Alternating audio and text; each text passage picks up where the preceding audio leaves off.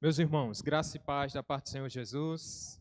Boa noite a todos, os irmãos que estão nos acompanhando em casa, que vocês estejam com seus ouvidos atentos, né? E nós, como um todo, para ouvirmos a palavra do Senhor. Quero convidar a igreja, nós vamos ler Gênesis capítulo 11. Gênesis capítulo 11, os versículos do 1 ao 9.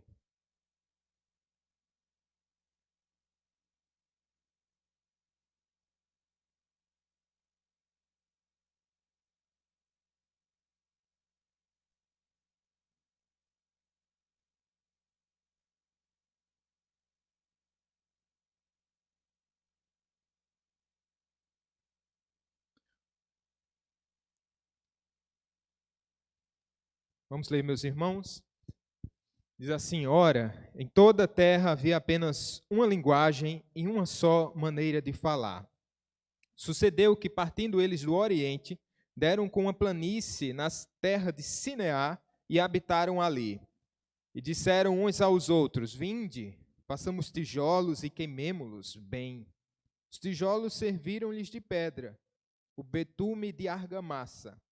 Disseram: Vinde, edifiquemos para nós uma cidade, uma torre, cujo tope chegue até aos céus, e tornemos célebre o nosso nome, para que não sejamos espalhados por toda a terra. Então, desceu o Senhor para ver a cidade e a torre que os filhos dos homens edificavam. E o Senhor disse: Eis que o povo é um, e todos têm a mesma linguagem. Isto é apenas o começo. Agora não haverá restrição para tudo que intentam fazer. Vinde, desçamos e confundamos ali a sua linguagem, para que um não entenda a linguagem de outro. Destarte, o Senhor os dispersou dali pela superfície da terra, e cessaram de edificar a cidade. Chamou-se por isso o nome de Babel, porque ali confundiu o Senhor a linguagem de toda a terra, e dali o Senhor os dispersou por toda a superfície dela. Até aqui, amados. Vamos orar? Peça ao Senhor Deus, fale ao seu coração, que lhe instrua, que nos ajude. A tua palavra, Senhor, é alimento para a nossa alma. Ela é a nossa instrução. Ela é útil, Senhor, para todos os fins espirituais. Ela nos revela Cristo Jesus. Ela nos aponta o nosso pecado. Ela revela os pecados desse mundo e da sociedade. E apontam para aquele único que é capaz de salvá-lo. Que o Senhor nos ajude e nos abençoe em nome de Jesus. Humildemente te pedimos ao Senhor. Amém. Amém. O dia 13 de setembro de 1906 passará a ser histórico, pois pela primeira vez um homem se ergueu no ar por seus próprios meios. Esse recorte é de um jornal francês, que reportava o feito de Alberto Santos Dumont, que pilotando seu primeiro aeroplano no voo do campo de Bagatelle em Paris, deixava os franceses em estado de êxtase e o mundo olhando para o céu, boquiaberto por esse grande feito. Seu voo foi rasante, não atingiu mais do que 2 metros de altura. Mas aquele novo invento foi o primeiro passo para o desenvolvimento dos aviões. Santos Dumont, desde cedo, fez do céu o seu lugar de trabalho. Incentivado pelo pai, que era engenheiro brasileiro, ele foi morar em Paris logo aos 18 anos. Lá ele começou a se interessar por balões, desenvolvendo a parte mecânica, aperfeiçoando sua técnica de voo. O Santos Dumont número 14 foi seu último balão, porque ele já tinha explorado todas as potencialidades dos balões, mas ele chegou à conclusão de que era pouco. Ele queria mais. O céu era o limite. O prodigioso cientista, vocês sabem que ele é brasileiro, passou mais de 3 anos sem apresentar nenhum novo invento. Ficou estudando. Ele estava criando não mais o balão número 14, mas o 14 bis. Dumont foi parabenizado por expoentes da época como Thomas Edison, um grande inventor, pela princesa Isabel, pelo governo brasileiro pela imprensa internacional. Vocês sabem que ele é o patrono da Força Aérea Brasileira, o marechal honorífico, o grande inventor que deu asas ao homem. Ele cria que aquele novo invento iria revolucionar o mundo. E ele estava correto na sua assertiva. Era um projeto audacioso, mas que tinha tudo para dar certo. Quantos aqui já andaram de avião? Faça o sinal com sua mão. Se vocês estão aqui é porque deu certo. Mas a ironia disso é que o entusiasmo de Dumont pelo novo invento deu lugar à melancolia. Quando ele percebeu que essa nova tecnologia aeronáutica agora estava sendo usada para fins bélicos. Isso ocorreu, por exemplo, na Primeira Guerra Mundial, quando ele viu aquele seu invento experimental protótipo agora sendo aperfeiçoado e sendo usado para a destruição em massa dos homens. Ele chegou a dizer, com grande desapontamento, o avião que salva vidas é o mesmo que, infelizmente, é utilizado para matar seres humanos. Eu me sinto responsável e cúmplice nesse episódio bélico. A criação de Dumont tomou contornos alheios a que o seu criador pretendera no ato da sua criação. Aqui em Gênesis 11 também nós estamos vendo algo parecido. A criação que se volta contra o seu criador, num estado de rebelião. Não provocando guerra contra os seus semelhantes, como no caso que nós estamos aqui de Dumont. Mas, ainda mais grave, os homens não separados, mas unidos em guerra. Contra quem? Contra o céu, contra Deus. Eles começaram a inventar um plano audacioso de construir uma torre e chegar até o céu e puxar o Senhor Deus pelas pernas e tirá-lo do alto e sublime trono e ocupar aquele espaço. Quanta audácia.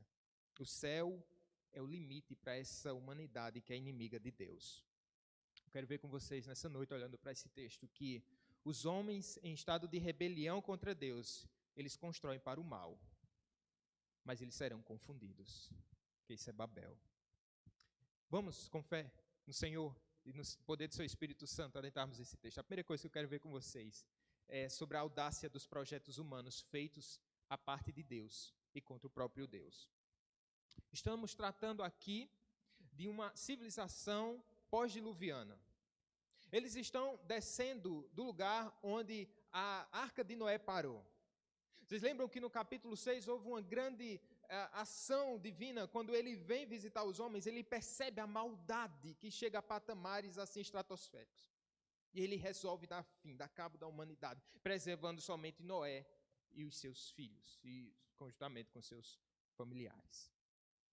O que é que acontece? A terra, ela é alvo da ira do Senhor Deus, o grande dilúvio vem, e agora uma nova humanidade preservada na sua raiz pelo Senhor Deus, agora começa a voltar ao plano original do Senhor, a povoar a terra.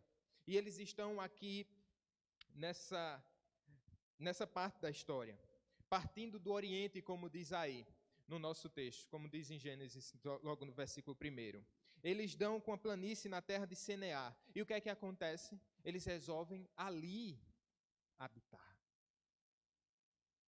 A partir de agora, eles começam a construir uma grande torre, uma cidade. Um empreendimento que parece até mesmo natural, mas a Bíblia revela que os babelitas tinham pretensões bastante audaciosas. Babel é Babilônia, não a mesma Babilônia que nós vamos ver depois como inimiga do povo de Deus. Mas num contexto histórico geral, a gente vê que onde surge Babilônia, ela se levanta sempre como oponente ao Senhor e ao seu povo.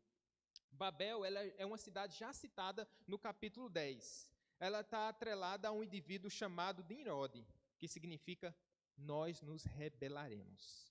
E ele é da descendência de Canaã. E só podia ser. No capítulo 10, a gente vai ver essa divisão dos filhos de Noé, os descendentes de Noé, Sem, Cã e Jafé, ou Jafé, Cã e Sem, nessa ordem. Então, aqui a gente percebe que há duas sementes. A semente escolhida, daqueles que serão, a partir deles vai vir o Salvador do mundo, o Senhor Jesus Cristo. E a semente maligna dos homens rebeldes, E eles são representados justamente através da linhagem de Cã. E por isso, Nimrod, ele vem da linhagem de Cã, dessa linhagem da perdição, dos filhos da serpente. Então a gente percebe isso no capítulo 10. Quando nós chegamos no capítulo 11, nós conseguimos perceber que agora há uma ênfase mais particular a essa linhagem perversa desses filhos agora de Nimrod, dos filhos de Cã. Quando, da sequência do texto, a partir dos versículos número 10, a gente vai ver os descendentes de Sem, uma outra linhagem. Então isso é premente para entendermos aqui um contexto geral da salvação, da história da salvação. No entanto, nós vamos nos resumir aqui esses primeiros versos tratando sobre esses descendentes de Cã. Babel, eu falei para vocês que também é Babilônia e pode significar o portão ou a residência dos deuses. A torre, nesse tempo, era uma parte inseparável da própria cidade. Às vezes a torre era a própria cidade. É o que a gente chama... As edificações eram muito parecidas, ou pelo menos lembravam, não são tão parecidas, mas lembram as torres lá do Egito. Eram chamadas zigurates.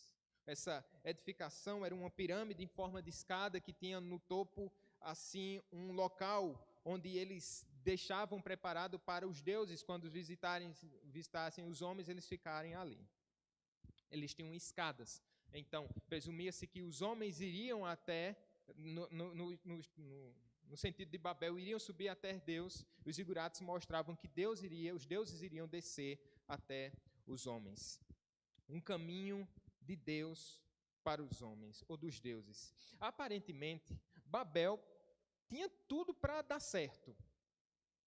Por quê? E aí o texto vai nos mostrar. Eles falavam o quê? Uma só língua.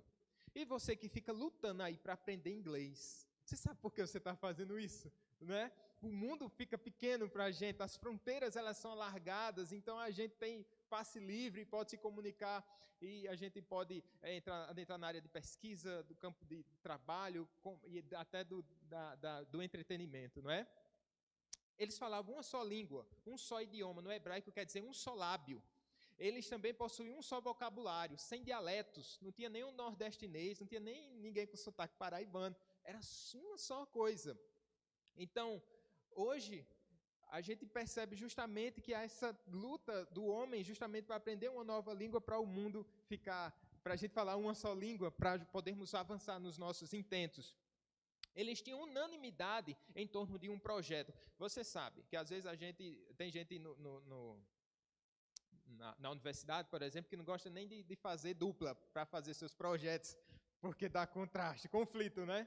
Aqui, esses homens, eles estavam trabalhando num só propósito, há essa unanimidade, uma unanimidade para fazer o mal. Então, eles chegam na planície de Sinear, eles decidem o que fazer e ninguém se levanta contra. Eles também possuíam tecnologia avançada. Veja, eles dizem assim: vinde, façamos tijolos e queimemos-los bem. Os tijolos vão servir de pedra e o betume de argamassa. Naquela parte sul da Mesopotâmia, por ser uma parte desértica, as edificações não eram feitas com pedras. Então, isso era uma tecnologia mais avançada para a época. Esses tijolos eles eram produzidos, então eles iriam ali com a argamassa, iriam secar, então eles iam ter essa mesma durabilidade, essa mesma resistência das pedras. Então, a gente já lembra aqui das edificações antigas que até hoje, pelo menos algumas em ruínas, outras mais intactas, elas ainda continuam de pé. Havia um projeto muito claro para esses homens. Eles sabiam muito bem o que pretendiam fazer. O verso 4, para que não reste dúvida, ele diz assim: disseram, vinde, edifiquemos para nós. Isso é marca da cidade dos homens. Isso é marca dos filhos de Cã. Eles edificam, eles constroem, eles usam tecnologia avançada, eles inventam, eles desenvolvem, mas para eles mesmos. Eles querem dizer, vamos fazer para nós uma cidade e uma torre cujo topo chegue até onde? Até os céus. E tornemos o quê? Célebre o nosso nome, para que a gente não seja espalhado por toda a terra. Ou seja, é um invento que vai contra o projeto original de Deus, que é o quê? Povoar a terra. remetendo-nos agora a Gênesis no capítulo 1, esse mandato do Senhor. Então, é um projeto de dominação a partir de um sistema sem Deus. Era justamente a cidade dos homens. Deus não é bem-vindo nesse lugar. E qual era a sua verdadeira intenção? Os babelitas, eles buscavam o quê? Fama. Eles buscavam tornar o seu nome imortal. Eles buscavam autonomia. Eles buscavam justamente essa emancipação de Deus. Quanta rebeldia pode haver nesse projeto? Será que isso acontece hoje? Os homens nos seus inventos e querem com isso se tornarem autônomos, independentes de Deus. Por exemplo, algumas vertentes seculares humanistas, eles tornam a ciência, fazem da ciência um próprio Deus. A produção artística, tecnológica, cultural, tudo isso os homens fazem usufruindo daquilo que o próprio Deus lhes deu para se voltarem, para se rebelarem contra o próprio Criador do universo. Contudo, meus irmãos, Provérbios 21:30 diz assim: não há sabedoria na inteligência, nem mesmo conselho contra o Senhor. E veja, meus irmãos, que a fé cristã, ela não é inimiga da ciência. Pelo contrário. Foi a fé cristã justamente que fomentou essa exploração desse universo criado por Deus. Na Idade Média, havia essa limitação de toda essa exploração. Os homens se limitavam por causa do seu paganismo, porque eles atrelavam a criação a Deus. Então, eles eram, por assim dizer, panteístas. Então, eles pensavam que se explorassem o mundo criado, eles estariam de alguma forma atraindo a ira dos deuses, que com raios, com trovões, com relâmpagos, iria se levantar contra as criaturas. Mas o cristianismo se levanta dizendo: não, esse mundo é criado por Deus, e Deus está separado do mundo, e agora nós podemos o quê? Explorar o mundo que é de Deus, para a glória de quem? Para a glória de Deus. É justamente isso. Por isso nós podemos, irmãos, produzir conteúdo, nós podemos explorar a cultura, nós podemos usufruir da tecnologia e da ciência, porque entendemos que se o homem fez, ele só faz porque recebe de Deus essa boa dádiva, ainda que faça contra o próprio Deus. Há uma divergência já antiga, a gente pode dizer, em relação às vacinas. Se vacinas salvas ou vacinas não salvas, teve gente até torcendo para que as vacinas não dessem certo. Sem comentários. Se vacinas salvam, é porque Deus deu essa capacidade aos homens. Se vacinas matam, é porque a ciência não é perfeita. Contudo, nós devemos dar glórias a Deus pela capacidade inventiva do homem. Em todas as áreas. Eu me restringo a um único exemplo aqui, mas tudo que a gente pode pensar.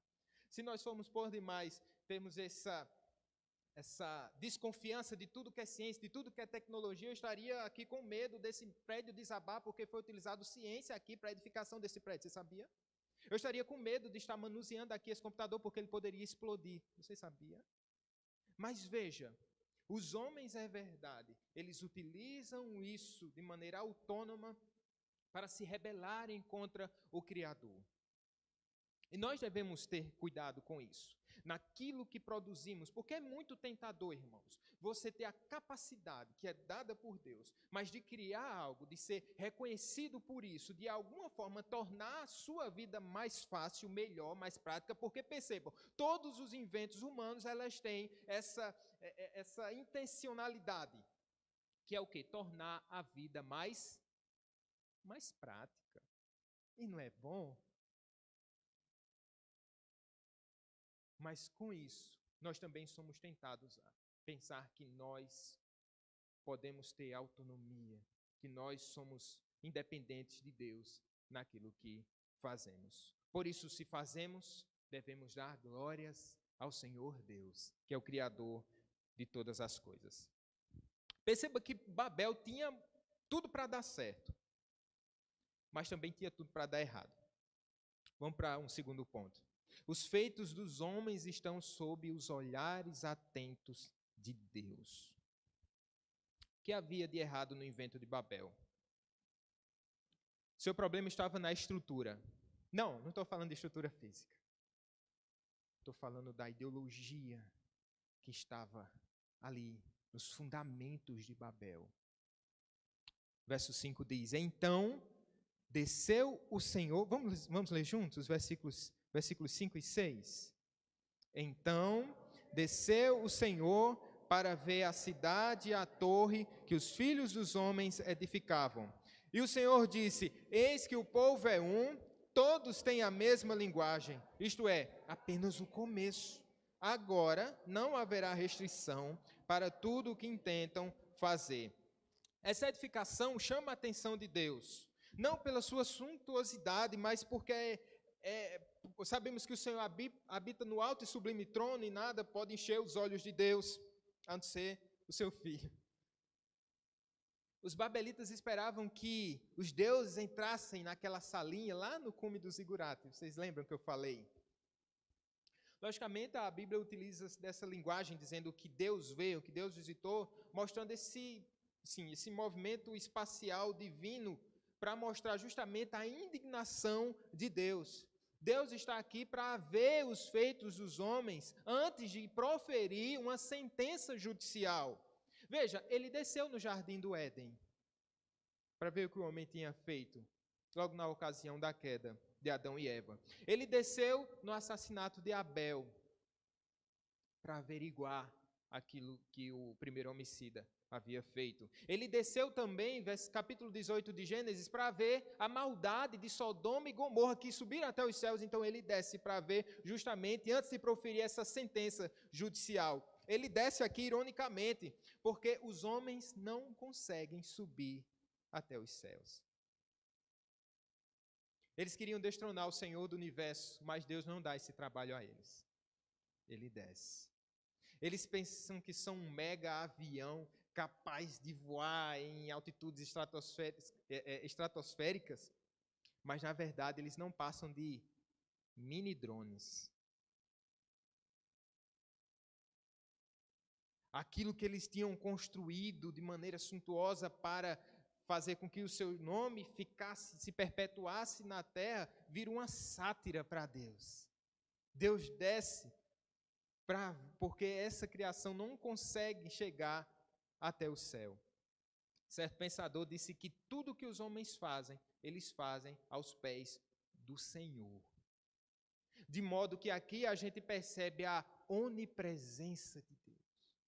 É um Deus e a onisciência desse Rei do Universo, que Ele conhece todos os feitos dos homens e todas as intenções dos homens, da humanidade. E é interessante que Deus olha e Ele reconhece que há um potencial naquele empreendimento, porque no verso 6 ele diz assim: isto é apenas o começo, ou seja, eles podem mais, mas não pense que esse é um elogio vindo dos céus, pelo contrário, ele está reconhecendo aqui o potencial maligno dos homens. Ou seja, se aquela obra não fosse interrompida a tempo, eles retornariam ao mesmo estágio do capítulo 6,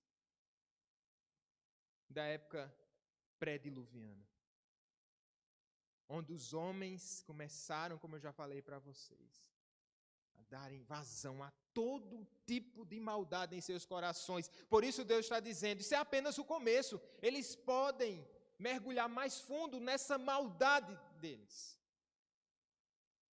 No verso 5 do capítulo 6 de Gênesis, veja a relação, ele diz assim: viu o Senhor, olha como lembra aqui, né? Viu o Senhor que a maldade do homem havia se multiplicado na terra e que era continuamente mal todo o desígnio do seu coração. Ou seja, é um estado de decadência humana em todas as áreas. Eu acho engraçado quando os formadores de opinião, abismados com a maldade do homem, eles alarmados, eles dizem mais ou menos assim: não é possível que em pleno século XXI os homens continuem a fazer as mesmas coisas. Ué, como se os homens fossem naturalmente passar por uma espécie de metamorfose, né? Um lagarto que vai se tornar uma borboleta, né? É? Olha o que Paulo diz a Timóteo. Nos últimos dias, sobrevirão tempos terríveis. Os homens serão egoístas, avarentos, presunçosos, arrogantes, blasfemos, desobedientes aos pais, ingratos, ímpios, sem amor pela família, irreconciliáveis, caluniadores, sem domínio próprio, cruéis, inimigos do bem, traidores, precipitados, soberbos, mais amantes dos prazeres do que amigos de Deus. Nos últimos dias, e nós estamos justamente vivendo nesses últimos dias, e como então a sociedade se alarma ao ver pessoas agirem de forma tão atroz. Não é novidade. Não somente isso, como a humanidade vai incorrer ainda em graus de perversidade ainda mais acentuados. Acredito eu que se os homens da época de Noé viessem nos visitar, eles seriam capazes de morrer de desgosto por ver aquilo que nos tornamos. O mundo não é para principiantes. O discurso parecia bom, plausível, a justificativa para o projeto parecia boa, mas era uma afronta ao Rei do Universo. Nós, humanos caídos, a parte de Cristo, procuramos segurança nas nossas mãos. O mundo ideal sem o idealizador, a paz sem o príncipe da paz. Por que os homens fazem o que fazem? Isso é uma pergunta para todos nós. Por que fazemos o que fazemos? Há uma ideologia e algo que fundamenta todas as nossas ações. E a gente não precisa discorrer muito sobre isso. Ou fazemos para a glória de Deus, ou fazemos para a nossa própria glória. Isso resume. Vamos para um terceiro ponto. O Senhor Deus visita, vistoria a obra, vê o potencial maligno do homem. E agora nós vamos ver que o projeto divino, ele prevalece sobre os planos dos homens. É a hora do juízo ser executado. Olha o que diz o verso 7. Vamos ler juntos? Vinde, desçamos e confundamos ali a sua linguagem, para que um não entenda a linguagem de outro. Veja, as línguas aqui são confundidas, e os homens, claro, obviamente, eles não conseguem mais se entender. Aquele projeto tão bem elaborado agora ele é barrado agora por causa dessa limitação linguística. Babel significa confusão de línguas. Deus toca no elemento capaz de conter o ímpeto dos homens, algo que só o Senhor Deus poderia fazer.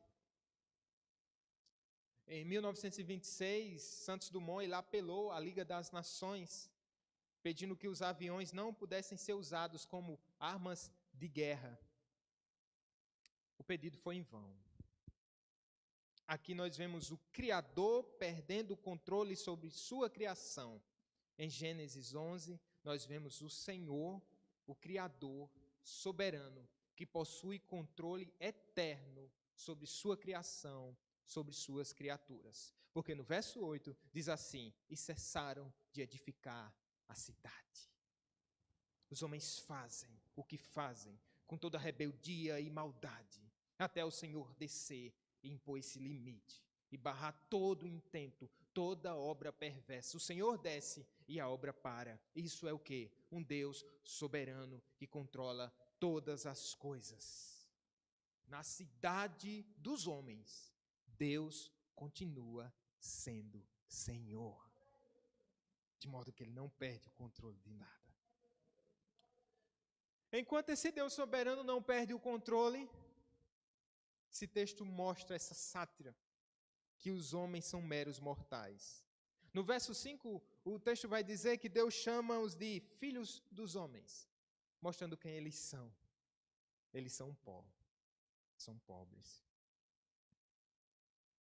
Seu projeto para a humanidade, o projeto de Deus para a humanidade, a gente percebe também que ele é bem maior do que os fracos projetos humanos. Esse intento dos homens chega ao fim no verso 8, você pode observar. Vamos ler juntos? Destarte. O Senhor os dispersou dali pela superfície da terra e cessaram de edificar a cidade. essa dispersão, percebam que não é um juízo de Deus, mas Deus fazendo cumprir aquilo que ele mesmo já havia determinado para os homens lá em Gênesis 1, 28, que eu citei agora, leio para vocês, que diz assim: Deus os abençoou após criar Adão e Eva. Deus os abençoou e lhes disse: sede fecundos, multiplicai-vos, enchei a terra e sujeitai-a. Então a punição aqui, fica claro, não é o fato deles se dispersarem, mas da confusão das línguas. Porque esse fato deles se dispersarem entre as nações, olha o que diz o último verso do capítulo 10, diz assim: são estas as famílias dos filhos de Noé, segundo as suas gerações, nas suas nações. E destes foram disseminadas as nações na terra depois do dilúvio. O fato aqui é a vergonha causada pela derrota diante do Deus que é soberano sobre todos os planos dos homens. O principal vínculo de ligação entre eles foi desfeito, diz Calvino. Fica claro que os projetos humanos só vão até onde Deus permitir. Eles até começam a construir, começam a subir, começam a construir tijolos. Estão trabalhando em torno desse projeto único e audacioso, mas ele tem que chegar ao fim.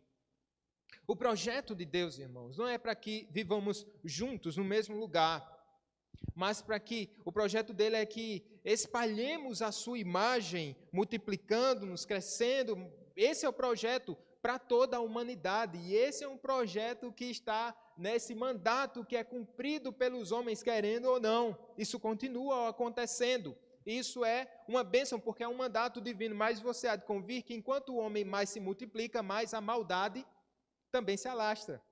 No entanto, enquanto os homens se multiplicam, a aliança, a semente da salvação, aqueles filhos eleitos, eles também estão nascendo, eles também estão povoando a terra, eles também estão ocupando as nações. E isso é bênção. Deus ele tem um projeto maior e melhor, e ele executa isso através da igreja. A igreja está unida, não porque falamos uma só língua, mas porque ela está unida num só espírito e numa só fé. E assim a igreja abençoa todas as nações, e é isso que acontece lá em Pentecostes, no capítulo 2. O que é que acontece ali, irmãos? Senão a reversão de Babel.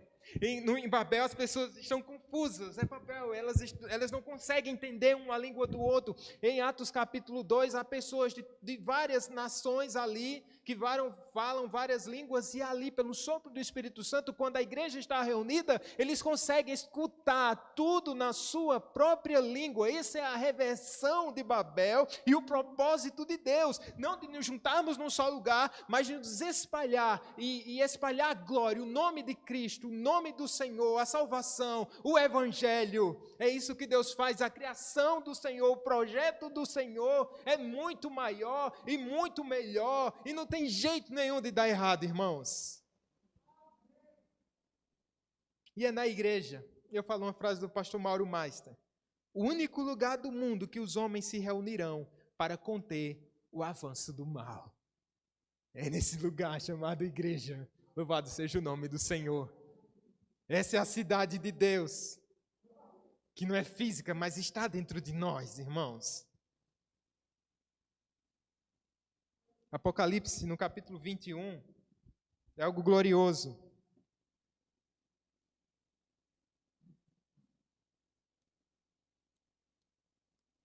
Que vai nos dizer, no verso 2: vi também a cidade santa, Nova Jerusalém, que descia do céu da parte de Deus, ataviada como noiva, adornada para o seu esposo.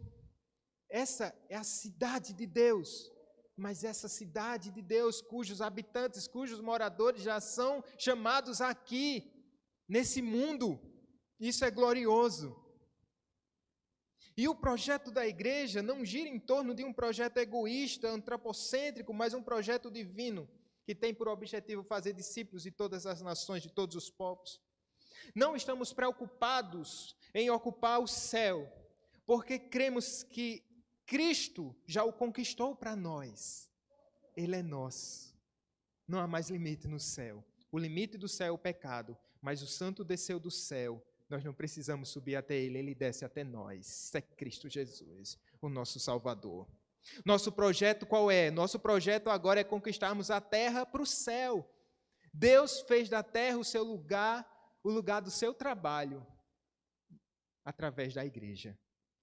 Isso é uma bênção. Jeremias capítulo 10, verso 7 diz: quem te não temeria a ti, ó Rei das Nações? Pois a ti se deve o temor, porquanto entre todos os sábios das nações e em todos os seus reinos ninguém há semelhante a ti. Meus irmãos, uma aluna, estudante que prestou Enem ano passado e tirou a nota 1000 na redação. Ela é de João Pessoa. Em entrevista, ela disse que pretendia seguir a carreira de medicina. E ela disse: quero ser a face de Deus para quem precisa. Tornando essa frase mais reformada, nós devemos ser as mãos de Deus para quem precisa. Usando todos os recursos dados por Ele, toda a capacidade inventiva, todo o desenvolvimento tecnológico. Para quê?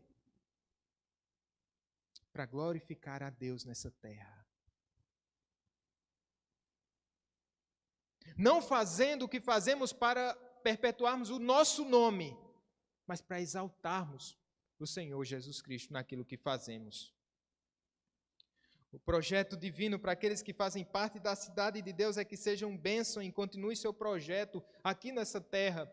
Quando Jeremias escreve uma carta para aqueles irmãos que estão em Babilônia, eu queria que você abrisse nesse texto, Jeremias capítulo 29, versículo 7.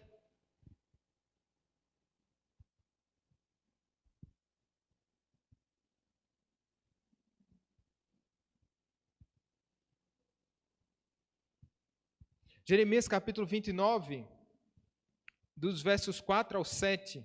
Veja o que diz esse texto, meus irmãos. Jeremias capítulo 29, versículos do 4 ao 7.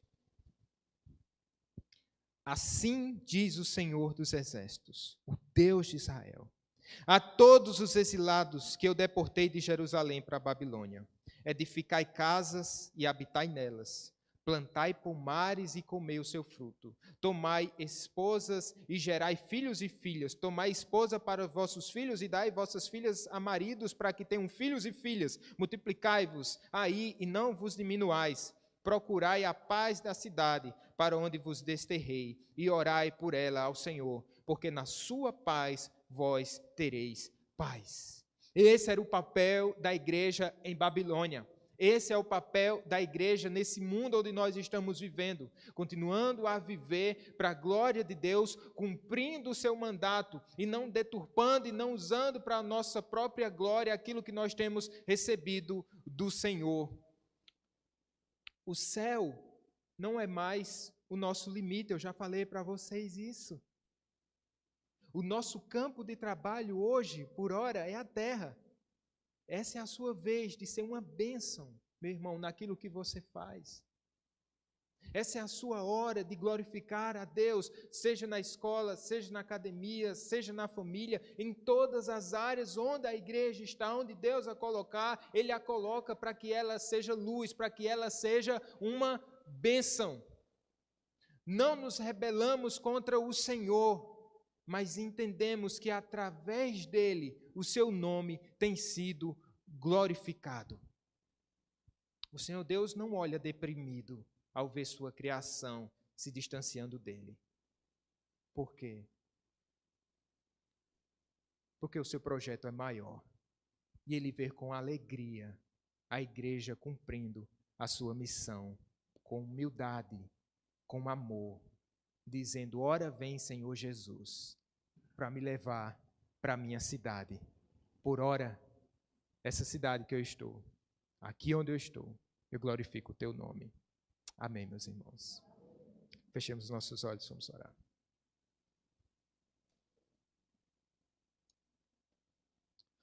Obrigado, Senhor. Porque dentro desse mundo tão tenebroso, que jaz no maligno, nós podemos, sabemos e cremos que na cidade dos homens, Deus continua sendo Senhor. Na cidade dos homens, o nosso Cristo foi crucificado, mas cumprindo esse propósito glorioso de abrir os céus para nós. Bendito seja o nome do Senhor. Abençoa os meus irmãos que estão envolvidos, ó Pai, na academia, para que eles sejam uma bênção, para que eles produzam para a Tua glória.